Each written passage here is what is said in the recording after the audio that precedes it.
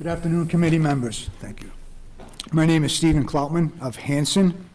It's an honor to speak before you in favor of H3541. Article 5 of the Constitution provides the sovereign citizens, through our state legislatures, the method by which to return to first principles of a balanced and limited government.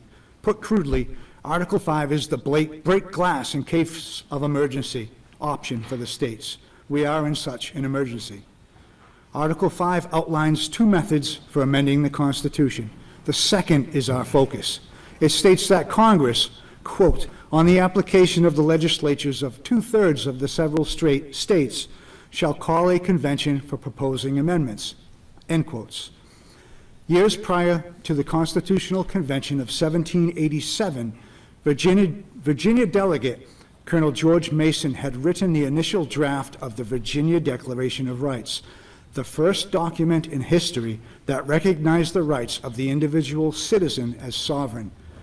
During the Constitutional Convention, Mason insisted upon preventing what could be termed as a runaway Congress from blocking the right of the people to amend the proposed Constitution. The notion that the states, without interference from Congress, would have the ability to rebalance constitutional order was presented as part of the Virginia Plan, which was authored by James Madison and heavily influenced by Mason.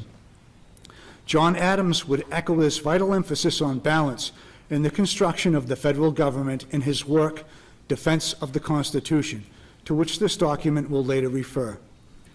Some delegates to the convention believed that any such language as contained in the Virginia Plan to be unnecessary.